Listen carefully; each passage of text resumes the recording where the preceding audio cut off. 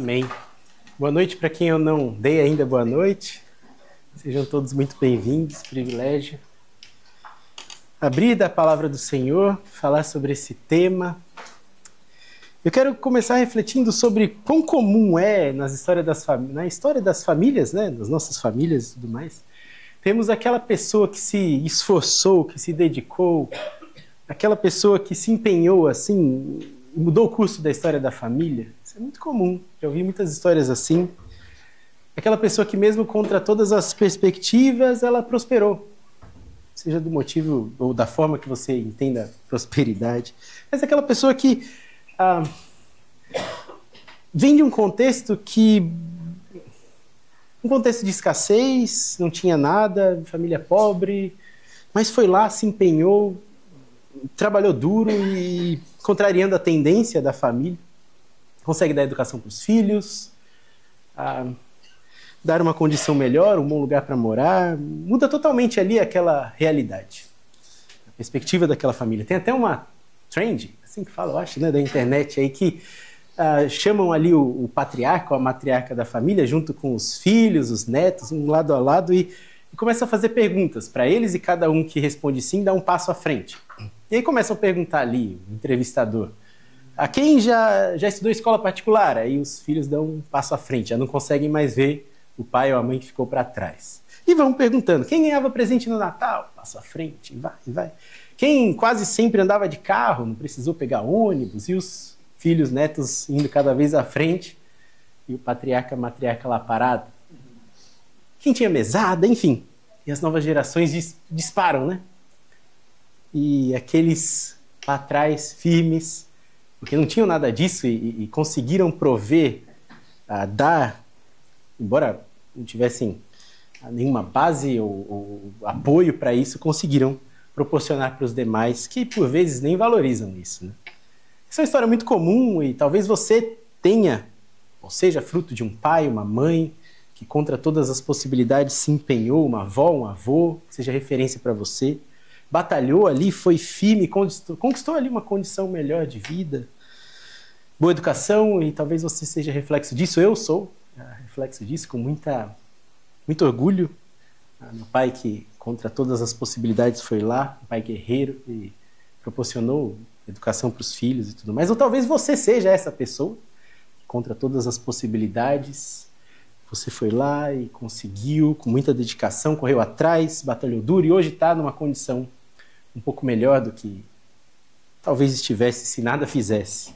Essas são histórias de superação, de esforço próprio, ascensão por resiliência, enfim, e principalmente por mérito.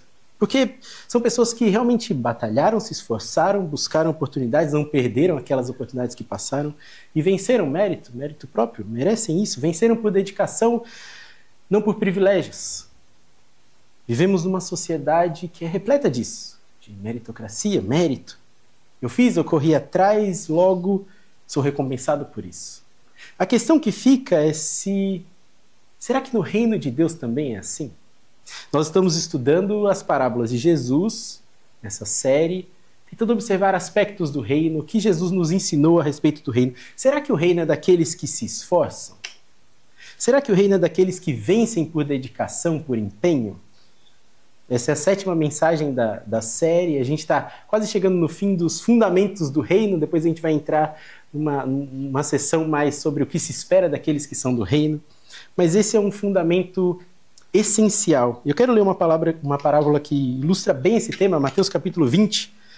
Abra sua Bíblia em Mateus capítulo 20. Nós vamos transitar entre o 20, um pouquinho do 19, um pouquinho do 21, mas deixa aí sua Bíblia aberta no 20. Abra mesmo, se puder, sua Bíblia. Será que o reino é desses que se esforçam? Será que o reino é desses que se dedicam? Leia comigo, Mateus capítulo 20, verso 1. Diz assim: pois o reino dos céus é como um proprietário que saiu de manhã cedo para contratar trabalhadores para sua vinha. Ele combinou pagar-lhes 1 denário pelo dia e mandou-os de volta para a vinha. Mandou-os lá para a vinha, na verdade, né? Por volta das 9 horas da manhã, ele saiu, viu outros que estavam desocupados na praça e lhes disse: vão também trabalhar na vinha e eu pagarei a vocês o que for justo. E eles foram. Saindo outra vez, por volta do meio-dia, depois das 3 horas da tarde, fez a mesma coisa. Que coisa é essa? Encontrou pessoas na praça e disse, vão trabalhar. E elas foram. Verso 6, saindo por volta das 5 horas da tarde, encontrou ainda outros que estavam desocupados e perguntou-lhes, por que vocês estiveram aqui desocupados o dia inteiro, o dia todo? E eles responderam, porque ninguém nos contratou. E ele lhes disse, vão vocês trabalhar na vinha também. Ao cair da tarde, o dono da vinha disse ao seu administrador, chame os trabalhadores, pague-lhes o salário, começando com os últimos contratados e terminando com os primeiros. Vieram os trabalhadores contratados por volta das 5 horas da tarde e cada um recebeu um denário. Quando vieram os que tinham sido contratados primeiro, esperavam receber mais. Nossa cabeça quase diz um lógico, né? Mais. No entanto, cada um deles também recebeu um denário. Quando receberam, começaram a reclamar com o proprietário da vinha, dizendo, esses homens, contratados por último, trabalharam apenas 1 hora, e o Senhor igualou a nós, que suportamos o peso do trabalho e o calor do dia.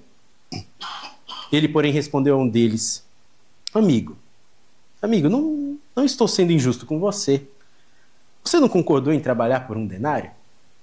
Receba o que é seu e vá. Eu quero dar ao que foi contratado por último o mesmo que eu dei a você. Não tenho o direito de fazer o que eu quero com o meu dinheiro? Ou você está com inveja porque eu sou generoso? Assim, os últimos serão os primeiros e os primeiros serão os últimos. Até aqui. Antes de entrarmos na interpretação dessa parábola e a reação que ela gera em nós e tudo mais, eu preciso alertar que o risco de lermos uma parábola assim, totalmente isolada do seu contexto, o risco é de desassociarmos ela do que de fato ela está querendo ilustrar, explicar.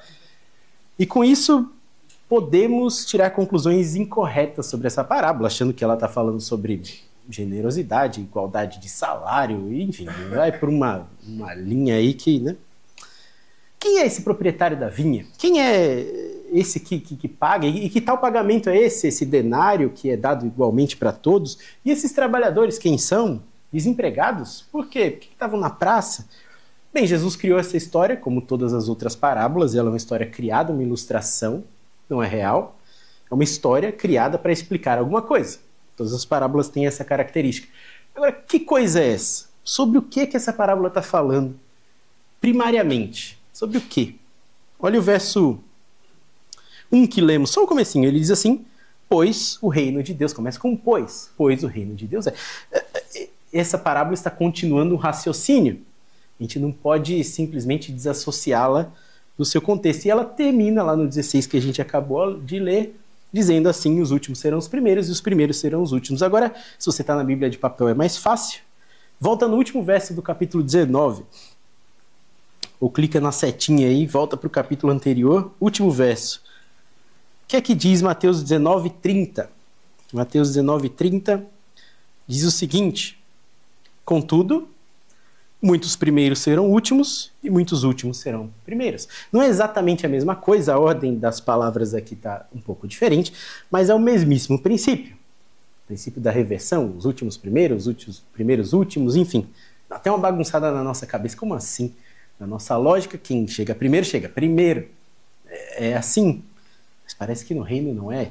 E Jesus conta essa parábola para explicar como que Deus lida com algo muito especial, muito importante, muito valioso.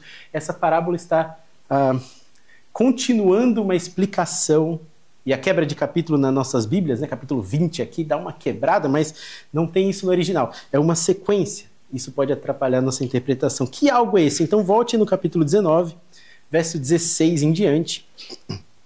Texto bem conhecido, Jovem Rico. A gente vai saltando alguns versos, não vamos ler absolutamente tudo entre o 16 e o 30, mas o essencial aqui. Mas tenta perceber comigo qual é o tema, sobre o que Jesus está tratando aqui com o jovem rico. E, consequentemente, qual o propósito dessa parábola existir, ou o que ela está querendo explicar ou ilustrar melhor. Então, olha comigo, Mateus 19, verso 16. Um jovem se aproximou de Jesus e lhe perguntou, mestre, O que farei de bom para ter a vida eterna? Começa com uma pergunta. O que farei de bom para ter a vida eterna? Essa cena abre assim, com uma indagação, uma pergunta sobre o que fazer para receber um outro. Fazer para receber. Essa é a ideia. Mérito. Façam, recebam. Fazer algo para obter um outro algo. O que ele pergunta, o que eu faço de bom para obter a vida eterna? Ele quer saber, esse jovem, ele quer saber sobre salvação, vida eterna. Vida eterna com Deus por mérito. Essa é a pergunta dele. O que eu tenho que fazer? Então Jesus entra num diálogo com ele ali, bem interessante, uma cena bem provocativa e bem pessoal, inclusive, bem personalizada para ele. E ele diz, olha, você tem que obedecer os mandamentos. Eu vou aqui citando os versos, mas você pode ir acompanhando aí com o seu olho, sua leitura. No verso 17, ele diz, obedeça os mandamentos. E aí o jovem pergunta, mas quais mandamentos? Ele lista alguns, e no verso 20 ele diz, isso aí tudo eu tenho obedecido. Estou obedecendo os mandamentos. Ótimo, muito bom. Aí no verso 21, Jesus diz a ele, então, venda seus bens, venda suas coisas, venda os seus dinheiros, deixe todo o seu dinheiro, suas posses, dê aos pobres, e terás um tesouro nos céus. Depois, vem e siga-me. O objetivo aqui é, siga-me, né? Ouvindo isso, ele fica triste, se afasta, porque ele tinha muitos bens. E aí, Jesus diz no verso 23 algo bem interessante. Estou no capítulo 19, verso 23. Jesus diz aos discípulos, né, o jovem já foi, em verdade eu lhes digo, que é difícil um rico entrar no reino dos céus. Talvez você tenha se coçado aí um pouquinho, né? Tá muito rico aí, mas não é isso. É difícil um rico entrar no reino dos céus. E ainda ele diz, é mais fácil, ele ilustra, é mais fácil um camelo passar num buraco de uma agulha do que um rico entrar no reino dos céus. Olha o 25 agora, esse eu quero ler, né? Verso 25. Quando os discípulos ouviram isso, ficaram perplexos e, de fato, camelo no buraco de uma agulha. Ficaram perplexos e perguntaram, então, quem pode ser salvo? Percebe a mesma pergunta? Era a pergunta, o que eu faço para ser salvo? Depois de perceber que não dá ali, é difícil, aí eles perguntam, quem pode ser salvo? E aqui o verso-chave que vai nos nortear na parábola. Jesus olhou para eles, fica olhando, imaginando esse olhar de Jesus, né? Jesus olhou para eles e respondeu, para o homem é impossível. O que eu faço para ser salvo? Ou quem pode ser salvo? Para o homem é impossível. Impossível. Mas para Deus, todas as coisas são possíveis. E o que Jesus está dizendo? Não é possível, impossível, não é possível que o homem obtenha salvação. Não é possível. É impossível, não dá, não tem nada que você possa fazer para obter isso. Essa é a explicação de Jesus, que não satisfeito, ele ainda vai aprofundar mais via parábola. Não dá, é impossível você obter salvação. E aí Pedro entra naquele diálogo no verso 27 com ele, e nós que deixamos tudo para te seguir, aí ele explica ali, né, vocês que deixaram tudo, deixaram casa, pai e mãe, vocês receberão muito mais, 100 vezes mais herdarão a vida eterna, e aí vem o verso 30, contudo muitos primeiros serão últimos e muitos últimos primeiros. Então, qual é o assunto anterior à parábola que nós queremos estudar nessa noite? O que fazer para ser salvo? Quem pode ser salvo? Aquele jovem rico obedecia toda a lei, obedecia a lei. Jesus nem contesta isso. Ele diz, obedeço tudo. Jesus poderia dizer, não obedece não. Ele nem obedecia mesmo. Então vai lá e vende as coisas. Ele fazia tudo, mas amava mais as coisas desse mundo do que a Deus. Simples. A gente falou sobre isso na semana passada, a nossa reflexão sobre a preciosidade do reino. A preciosidade do reino de Deus, o valor inestimável da graça de Deus, aquela parábola da pérola preciosa ou do tesouro escondido, né? Meditamos sobre isso. Jesus provoca aquele jovem justamente nesse ponto que ele não abria mão, a renúncia. O reino é um lugar de renúncia. Renúncia. E esse texto não é normativo, tá? No sentido de, o cristão tem que viver em voto de pobreza, é errado ser rico, nada disso. Vai aprofundar um pouco sobre isso, mas é um convite de dependência, o convite à dependência em Deus somente. Desapegar das coisas desse mundo, porque elas são transitórias, elas escorrem pelos nossos dedos, e se apegar na preciosidade do reino de Deus. Esse é o convite, essa é a preciosidade da graça e da salvação. E aquele jovem estava diante de Jesus, diante do dono do universo, o Senhor que criou todas as coisas. Ele que fez tudo e tudo sustenta pelo poder da sua palavra, estava diante daquele jovem. Não tinha nada mais valioso para ele se agarrar, absolutamente nada mais valioso para ele dizer, é isso que eu quero. E ele quer fazer coisas ainda para obter salvação, conquistar a salvação. E o convite é, repousa, se entrega, vende essas coisas aí, dá para os pobres e siga-me, siga-me. Quando ele ouve, desapegue dos seus bens, ele fica triste. Não que os bens sejam um problema, não é isso. Não é isso, mas ele amava muito mais isso do que o próprio Jesus que estava diante dele. Isso está implícito. Ser rico é um problema? Não. Não é. Mas parece aqui a ilustração de Jesus, do camelo, é muito difícil um rico e tudo mais. Parece que quanto mais se tem, quanto mais eu batalhei para obter, mais difícil é entender que a salvação não se dá por mérito. Olha tudo isso que eu conquistei, eu acumulei, eu fui lá, batalhei. Os que são muito ricos talvez achem que é possível obter as coisas desse mundo com dinheiro, enfim, através do esforço. Afinal, enriqueceram não à toa. Talvez alguém, né, recebeu uma herança, não estou generalizando, mas a maioria foi lá, batalhou e conseguiu.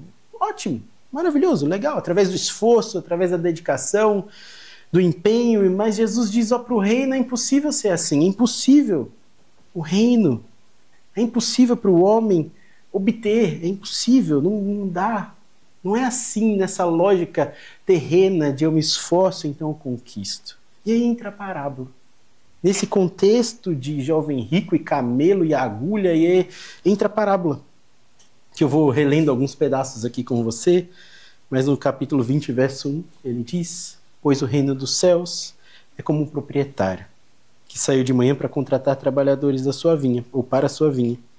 Ele lhes combinou pagar-lhes 1 denário pelo dia, e os mandou para sua vinha.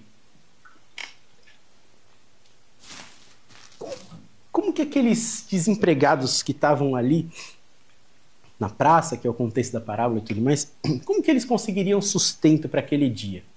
O denário era aquela medida necessária para um sustento de uma família por um dia, o trabalho, né, o custo de um trabalho diário, né, o funcionário que trabalha por hora, né, por empenho, enfim. Como que eles poderiam alimentar sua casa com 1 denário que era necessário se o dono da vinha não os chamasse? Seria impossível, absolutamente. Eles iam ficar lá na praça. Eles não tinham trabalho, não tinham como obter aquele denário, aquela quantia necessária, sem que alguém os chamasse ao trabalho. Não conseguiriam. Se não fosse o proprietário da vinha, vindo ao encontro deles, chamando ao trabalho, para eles seria impossível trabalhar. Afinal, estavam desempregados, não eram empresários, não tinham uma vinha, não tinham, estavam lá. O denário oferecido era o valor ali justo para aquele um dia de trabalho completo. Provisão para aquela família. Era comum naquela época um proprietário ter seus funcionários que trabalhavam com ele, mas em datas específicas, em momentos de colheita, enfim. Ele saía para chamar trabalhadores avulsos. Isso é comum até na nossa cultura, inclusive. Época de colheita de cana, chama todo mundo da cidade aí para colher e tudo mais, para acelerar. Isso se fazia naquela época. Trabalhadores avulsos. E é isso que o dono da vinha faz. Ele vai a esse lugar público, que aqui no contexto e na cultura é a praça, e chama os que estão lá a trabalhar. Combina o valor, e até aqui não tem nenhuma estranheza na história. Comum, tudo normal, e até meritocrata, sim. O cara vai trabalhar o dia inteiro, vai receber aquele pagamento por um dia de trabalho. Tudo bem, recebe o salário equivalente. O problema que se dá quando esses, que provavelmente foram chamados às 6 da manhã, o dia raiando, e o dia inteiro de trabalho pela frente, o problema se dá quando esses que trabalharam durante todo o dia, todo o período iluminado, e essa é a ideia, né? Receberam o sol, o calor do dia na cabeça, o verso 10 fala sobre isso, quando eles, depois de um árduo dia de trabalho colhendo, recebem o mesmo daqueles que trabalharam menos. Olha de novo os versos 10 e 12 comigo, porque eles geram alguma sensação em nós. Verso 10, né? Estou no capítulo 20, verso 10. Quando vieram os que tinham sido contratados primeiro, esperavam receber mais. No entanto, cada um deles recebeu 1 denário. E quando receberam, começaram a reclamar. Esses homens contratados por último trabalharam apenas 1 hora E o Senhor igualou a nós, que suportamos o peso do trabalho e do calor do dia. Eles aguentaram o peso do trabalho e o calor do dia todo. E receberam exatamente a mesma coisa daqueles que trabalharam 1 hora. E aqui um ponto interessante, a sensação que nos dá ao ler essa parábola é de injustiça mesmo. A gente pode pensar, realmente o dono da vinha foi meio injusto aqui nesse... O cidadão trabalhou o dia inteiro. Confesso, era a minha leitura dessa parábola por muito tempo. Eu ficava indignado ao ler isso aqui. Como assim? O cidadão trabalhou o dia inteiro e vai ganhar a mesma coisa que trabalhou Essa é a reclamação deles e grita em nossa leitura 12 horas de trabalho comparada a uma. Receber a mesma quantia. Nosso coração grita, nossa mente grita, isso é realmente injusto, é estranho. Vivemos numa cultura do mérito. Nós vivemos numa cultura do mérito. Eles merecem mais porque trabalharam mais. Merecem mais, é meio lógico até. Mas a parábola nos convida a não nos colocarmos nesse embate de quem trabalhou mais, mas e se nos colocássemos na posição daqueles que trabalharam 1 hora, aqueles que foram contratados no fim do dia e receberam um denário, qual seria a nossa sensação? Será que de injustiça? Está na pele deles, que não iam receber aquele sustento, aquela provisão, e receberam. Justiça ou graça? Graça. Se nos colocarmos na posição de quem trabalhou menos e recebeu a provisão para o dia inteiro, perceberíamos quão abençoados esses foram, apesar do pouco trabalho. E o convite dessa parábola é de nos colocarmos não na pele daqueles que trabalharam muito e receberam o justo como combinado, porque esse foi o combinado, mas desses que trabalharam pouco. Olha o verso 13. O dono da vinha não está sendo injusto, embora pareça para nós ou para alguns, enfim. Ele responde, amigo, eu não estou sendo injusto. Não estou sendo injusto. Você não concordou em trabalhar por um denário? É justo eu te pagar um denário. O convite para essa parábola é nos colocarmos, observarmos essa parábola, percebendo quão gracioso o dono da vinha é. E tentar eliminar essa sensação de injustiça que aparece na cena e sair daqui lendo e embebedados por uma sensação de graça. Quão imerecedores são os que menos trabalharam e mesmo assim receberam. E percebam, mesmo os que trabalharam o dia inteiro, mesmo eles que trabalharam o dia inteiro e justamente receberam por isso, eles foram agraciados. Pode não parecer, afinal, eles trabalharam o dia inteiro, que graça, que bondade tem nisso. Mas eles estavam na praça, sem trabalho algum. Não fosse o que chamou, eles nem receberiam o denário daquele dia. Não receberiam. Receber um denário por um dia de trabalho para um desempregado é um ato de graça? É de graça. E eu sei que pode parecer bagunçado, mas trazendo um pouquinho para nós, se trabalhamos pouco, receber algo é um ato de graça. Se trabalharmos muito e recebermos algo, é igualmente um ato de graça. Igualmente. Mesmo que trabalhemos duro, empenhando, todo sol na cabeça, a remuneração é um ato de graça. Falhamos quando pensamos que o provento, o sustento, ou seja lá o que for, que aqui na parábola não está nem falando sobre isso, vem do esforço próprio. Deuteronômio é muito claro. Nunca digam que foi o esforço do braço de vocês, Deuteronômio capítulo 9, que lhes deu a riqueza. Não, foi o Senhor que lhes deu a capacidade para trabalhar. Afinal, se não fosse Ele, aquele denário não chegaria à mesa de nenhum deles, absolutamente nenhum deles. Se não fosse Ele, a salvação, e é sobre isso que essa parábola está falando, o denário aqui não é o dinheiro nem nada, é a salvação, que é o contexto anterior ali. A salvação, se não fosse o dono da vinha convidando, a salvação nunca chegaria a nós. Absolutamente não. Meus irmãos, como é difícil de entendermos isso. E talvez você ache que não, mas essa cultura de mérito, ela é entranhada em nós de tal forma que é difícil nos desvencilharmos dela. Nossa mente meritocrata, nossa cultura de empenho, de esforço, nos prende na hora de deleitarmos na graça do Senhor abundante sobre aqueles que Ele alcança. Mas o convite dessa parábola é para olharmos para nós mesmos e vermos o ato de graça de Deus para conosco. Nunca ache que Deus te dá por seu merecimento e seu esforço. Nunca. Nunca compare aquilo que você faz com o que o outro faz ou deixa de fazer e por isso eu devo ser mais agraciado ou menos agraciado por Deus. Não. Nunca avalie o quanto Deus te agracia em relação a outra pessoa.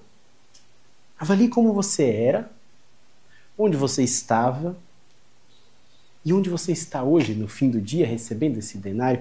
Avalie o quão gracioso Deus é sobre a sua vida. Sua vida. O foco não pode estar em mim ou em você, ou no que os trabalhadores da vinha, no que fazemos. O foco está em quem nos chama, no dono, na graciosidade dele, na generosidade dele, no ato dele chamar desempregados, desocupados que estavam na praça, como eu e você. Pessoas que de outra forma não teriam propósito de vida. Não teriam. Ou dentro dessa parábola, pessoas que não teriam a provisão naquele dia. Não teriam nem trabalho. Não teriam nenhum denário para sustentar a casa. O foco está no dono da vinha. O dono da vinha. Mas isso é difícil para nós e é difícil tirarmos o foco de nós mesmos. Nós não somos o centro da história. Não somos, nunca foi. Mas é difícil porque nascemos, crescemos, vivemos numa cultura baseada no mérito. Totalmente baseada no mérito. E isso é evidenciado até na Bíblia. Eu vou tentar te mostrar aqui. Eu quero te mostrar que sua Bíblia está errada. Presta atenção, olha só. Leia aí. Na versão que você tiver. Qual é o título dessa parábola? Capítulo 20. Na versão que você tiver aí, faz o teste. Na Bíblia de papel, digital, não sei. Qual o título dessa parábola? Na minha tá Os Trabalhadores da Vinha. Os trabalhadores do vinhedo. Trabalhando na vinha. Todas as versões, e eu tomei esse cuidado de procurar, talvez você tenha uma que eu não vi, mas ok? Colocam os trabalhadores como sendo o foco dessa parábola. Sua Bíblia está errada. Eu estou falando só para te escandalizar, porque esses títulos não são palavras de Deus, tá? Não são palavras de Deus. Estou falando só para te chocar. A Bíblia está errada, a palavra de Deus não. Bíblia. Isso aqui, o que os editores colocaram em negrito, isso não é texto inspirado por Deus, não é.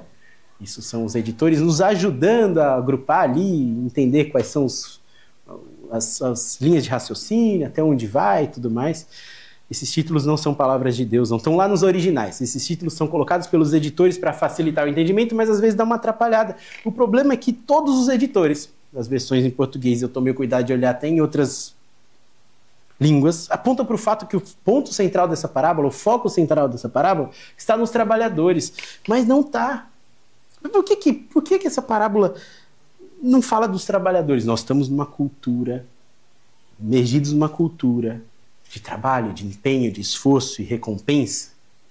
E, de alguma forma, isso é impresso até nas anotações editoriais da nossa Bíblia. O foco aqui definitivamente não é e não está nos trabalhadores. Olha novamente o verso 1. Para não ficar só na minha cabeça. Talvez isso tenha passado desapercebido, mas sobre o que essa parábola está falando? Abre aí, verso 1, capítulo 20, verso 1. A minha está uma parábola sobre uma vinha. Olha. Parábola dos pagamentos. Os pagamentos. Mesmo assim, não é sobre a vinha nem o pagamento. É sobre o dono dela. Exato. Dono da pagamento, dono da vinha. Porque olha o verso 1 aí, ó. O reino dos céus é como um proprietário que saiu da... Na Bíblia está muito claro, o texto está falando sobre o proprietário da vinha. A parábola está falando sobre o proprietário. O reino é como o proprietário. É sobre ele essa parábola. O foco está nele. É ele que chama, é ele que paga, é ele que é generoso e inclusive visto como injusto. É ele que é o ator principal dessa peça que Jesus está contando, dessa história que Jesus está contando, para explicar sobre a salvação. É sobre ele é o dono da vinha. Ele que dá ao empregador. O reino começa sendo comparado com ele. Ele. A primeira frase da parábola deixa claro isso. Na verdade, tudo é dele. Por ele, por meio dele, para ele são todas as coisas. O reino de Deus é como o empregador, como esse dono da vinha. O reino é como esse empregador generoso que não paga conforme o trabalho. Não paga conforme o trabalho, mas integrarem a sua vinha e os recompensa generosamente, independentemente do trabalho realizado. Isso é difícil para a gente entender. Talvez você seja um desses que foi chamado às 6 horas da manhã. Está caminhando com Jesus há um tempão, uma vida longa de serviço, de dedicação. Está com Ele, não se lembra nem de quando. Está caminhando, e o convite dessa parábola para você é de não se esquecer, nem por um minuto, que a salvação é um ato de graça de Deus. Graça, não recompensa pelos seus esforços. O convite para você que está nessa caminhada há tempos, tanto tempo que você nem lembra, é de parar de olhar para o outro que está sendo chamado agora e apesar de ter passado o dia inteiro na praça, essa história do ladrão na cruz não fez nada. O que o ladrão na cruz fez a não ser crer? A parábola grita que a graça de Deus é o dom da salvação, não pode ser dividido, fracionado para você. Eu dou um pedacinho, agora você se empenha para o outro que trabalhou mais, eu dou inteiro. Não pode ser dividido. É inteiro e independe do esforço. Independe do esforço. O convite é de aceitar. Simplesmente aceitar esse convite ao serviço. E depois de aceito, ir lá e trabalhar, lógico. Não olhe para o outro, não compare a graça que o Senhor lhe deu com a graça que o outro recebe. A parábola não é sobre trabalhadores. Quer comparar? Quer comparar alguma coisa? Compare, mas compare a graça que o Senhor lhe deu com a graça que você não merecia receber. Compare você com você. Todos nós éramos esses desempregados da praça. Carentes da graça de Deus. Destituídos da glória dele. Todos nós pecamos. Não teríamos como, na ilustração da parábola, sustentar a nossa família se não fosse pelo dono da vinha nos chamando ao serviço. Não morreríamos de fome, sem propósito, se não fosse ele trazendo o sustento. Todos nós estaríamos condenados se não fosse ele nos convidando à salvação. O convite dessa parábola é para que você olhe para a graça do dono da vinha, abundante graça. Olhe para a dádiva que é o reino de Deus. Observe que sendo às 6 horas da manhã, ou às 9, ou às 15, ou às 12, ou às 17 horas, o chamado de Deus ao serviço é um ato gracioso. É parte dele, nós não merecíamos, mas mesmo assim ele assim nos chama e nos dá o que é justo. E aqui está um outro ponto interessante. O dono da vinha é esse que graciosamente e generosamente vai à praça várias vezes ao longo do dia. Várias vezes. Releia comigo esses versos que talvez tenha passado desapercebido.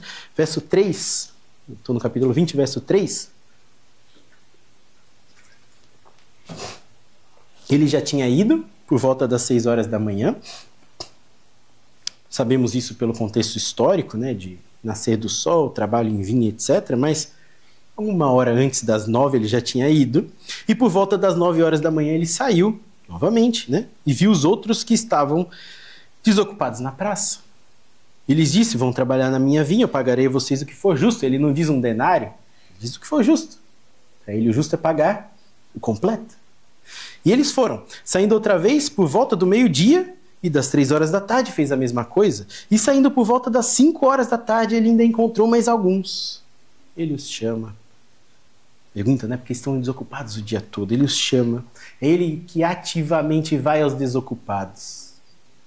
É ele que vai àqueles que não conseguiriam suprir suas necessidades sozinhos. É ele que vai àqueles que não conseguiriam trabalhar, que dependem totalmente desse empregador.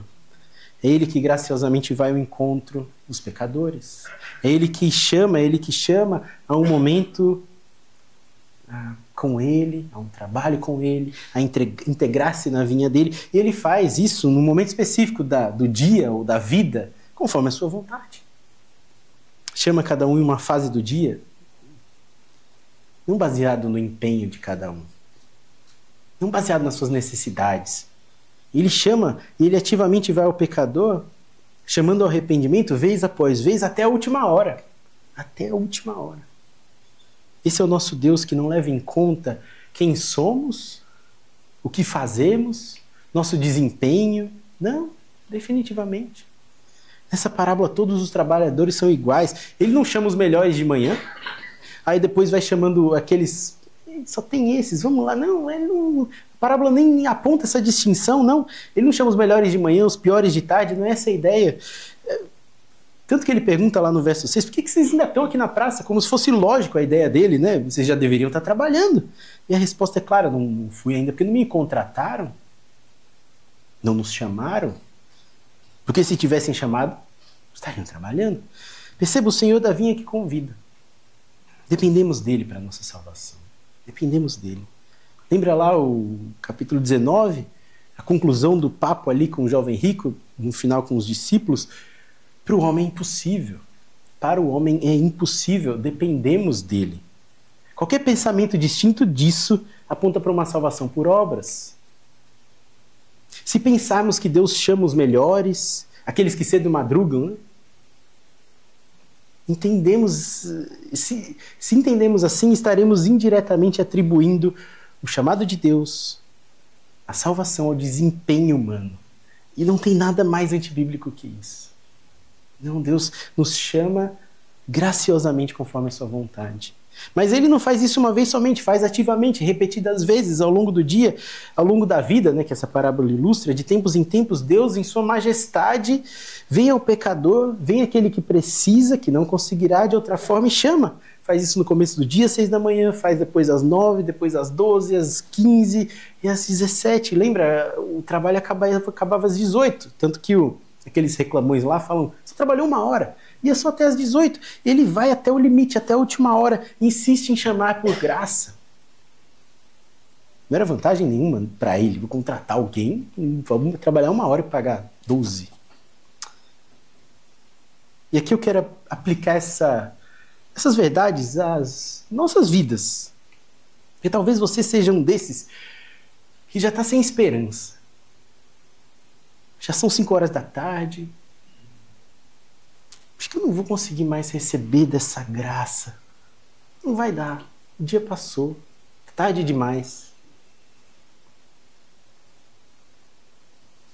Não sei qual era a sensação daqueles que estavam ali às 5 da tarde, mas o convite dessa parábola é para que você não perca as esperanças.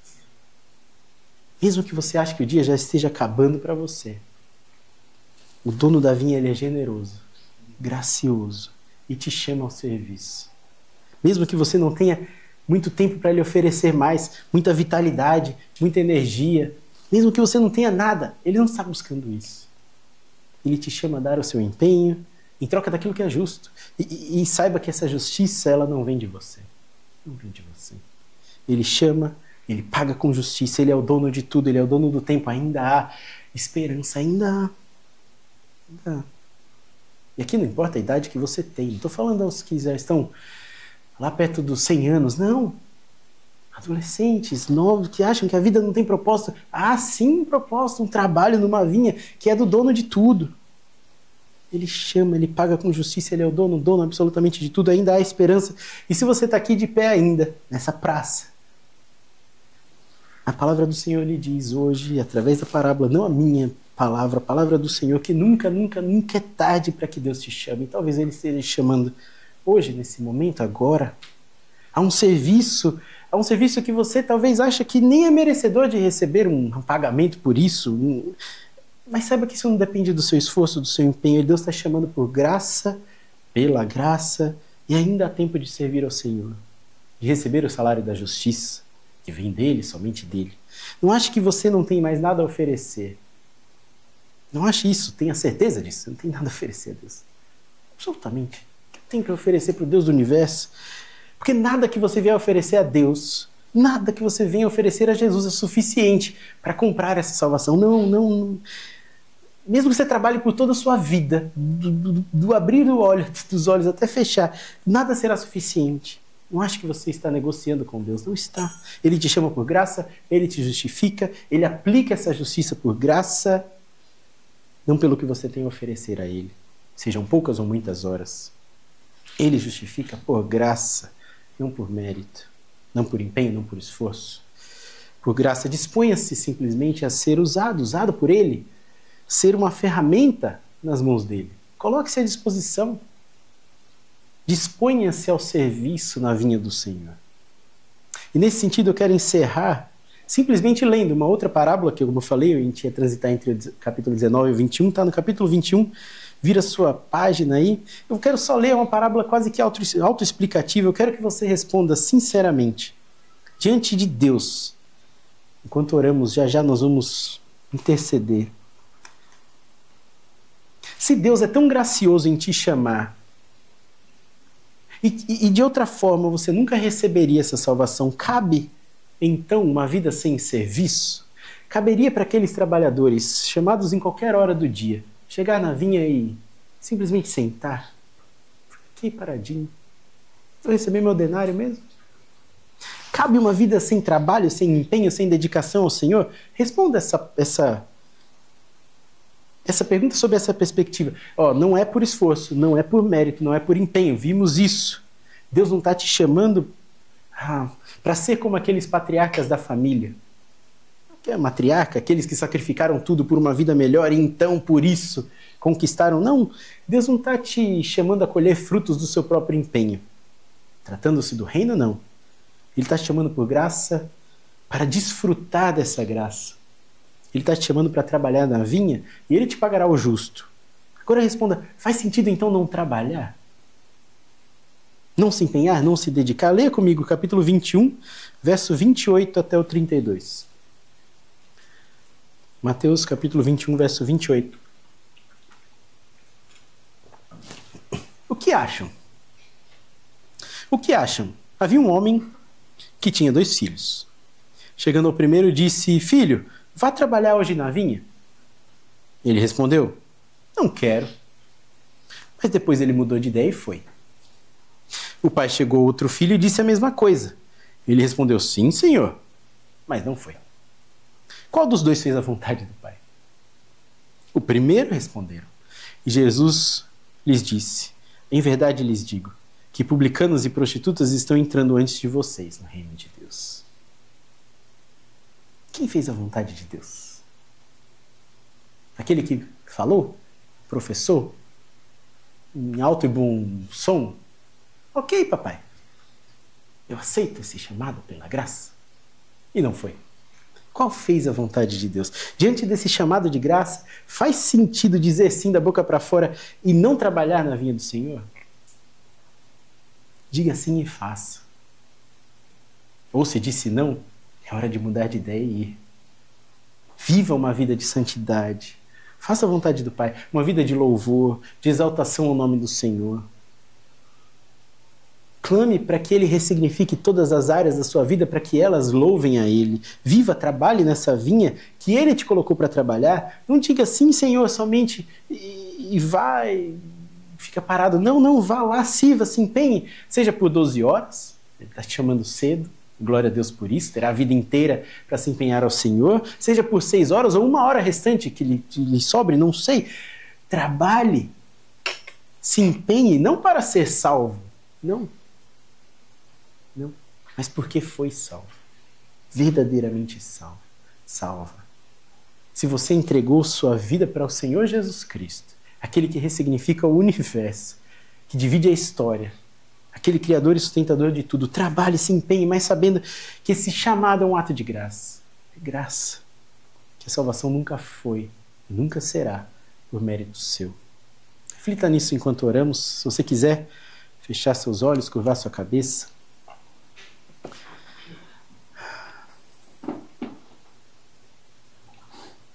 Reflita nesse gracioso chamado do Senhor, nesse ato de graça que não considera aquilo que temos a oferecer. Reflita nessa graça maravilhosa do Senhor, a salvação em Cristo Jesus que nós não merecíamos. Muito pelo contrário. Por isso é graça. Reflita então se, apropriando-se dessa maravilhosa graça da salvação, faz sentido não dedicar toda a sua vida, todas as horas que lhe faltam, para servir e honrar o seu Deus que te chamou.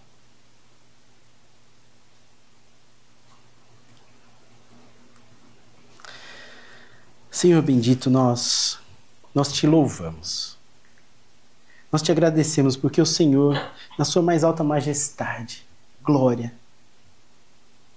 decidiu por vir a esse mundo, pessoa do seu Filho. Obrigado, Jesus, por entrar na história, viver uma vida de dores, não ter onde dormir, fugir da perseguição, passar fome e sede, nudez. Obrigado, Senhor Jesus, porque o Senhor veio para morrer por nós que não somos merecedores. E nos chama a integrar essa vinha maravilhosa, a fazer parte do reino, por graça. Obrigado, Senhor. Obrigado, meu Deus, porque o reino é como o Senhor, esse trabalhador, esse dono da vinha, que chama trabalhadores e merecedores para receber aquilo que é justo. E não é justo porque nós nos empenhamos, mas porque o Senhor nos dá de graça por graça. Senhor, ressignifica nossos dias, nossa vida, para que então, entendendo essa graça maravilhosa do Senhor, possamos dedicar as nossas vidas em serviço, em adoração, em louvor, obediência, em santidade. Que as coisas desse mundo não ofusquem a nossa vista da glória do Senhor, que um dia voltará para levar a sua noiva, levar a sua igreja para a eternidade, louvar e bendizer o seu nome. Livres, então, das mazelas que esse mundo carrega por conta do nosso pecado. Nós te louvamos, Jesus. Nós te louvamos. O meu pedido, meu clamor para essa igreja é que sejamos uma comunidade de pessoas que entendem a graça e se empenham, então, não para obtê-la, jamais, mas porque nos foi dado em Cristo Jesus um presente maravilhoso que jamais conseguiríamos obter senão por outro caminho, que não aquela cruz, maldita cruz, na qual o Senhor se entregou por nós. Nós te louvamos, Jesus. Obrigado, obrigado. Em teu nome oramos. Amém.